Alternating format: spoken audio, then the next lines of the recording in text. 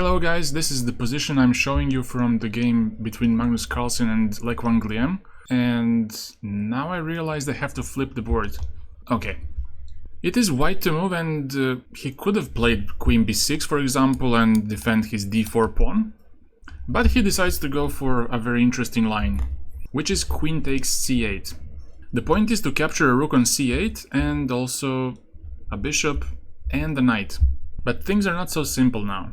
Black takes on D4, king goes to F1 to not lose this pawn on B2 with check. And now first black goes G5, tries to kick this knight away. At first it seems like white is gonna lose a piece, because when you move a knight, you lose a bishop, right? But white has this tactic, rook F8.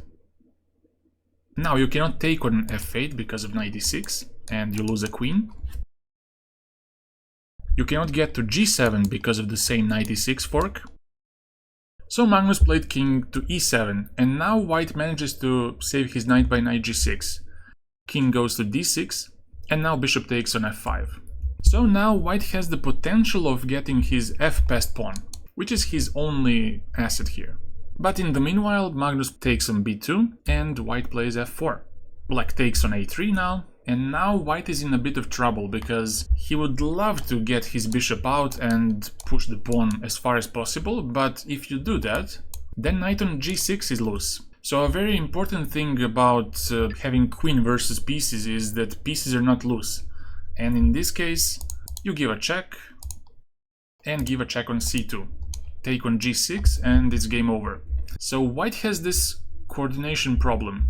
At the moment, everything seems great, because pieces are connected, but they're blocking the f-pawn, and black has all the pawns in the world. So if you move the bishop to c2 to the queen side, then queen c1 will take a bishop and that's it.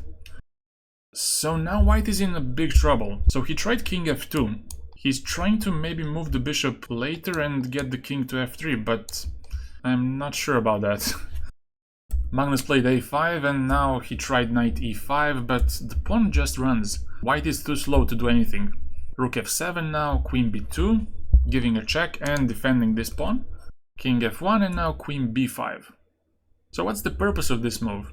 Well, white was looking for rook d7, king c5, knight d3. So for example, if you go a3 now, then check, king c5 and this one, which would be quite a shocker. To avoid this, Magnus gives this check on b5, bishop d3 by Quang, and now queen b3.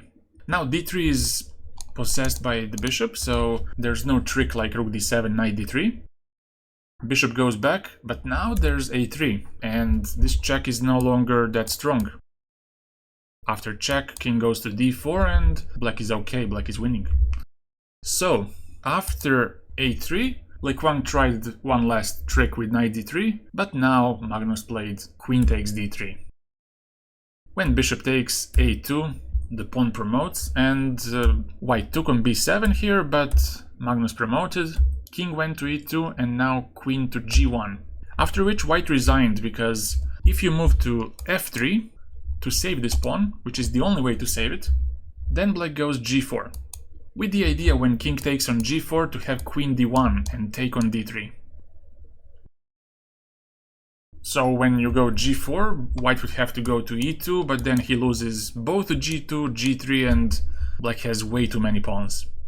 So what happened here? When you enter such a disbalance in material, like we saw in this game, after rook c8, queen d4, you have to make sure that the coordination of these minor pieces is very good. If it's not, like in this case for white, after this position, his only hope with pushing this pawn was tarnished, because there was simply no way to remove this bishop without being a target, as we saw in this particular case. So if you tried, let's say with bishop d3, or let's say if you tried with bishop c2 here, you would have queen c1, as I told before. So to make this bishop stable, you would need maybe a pawn on a2, for example, to make it to d3 and then start pushing. But that's not the case, and white was struggling to make any play.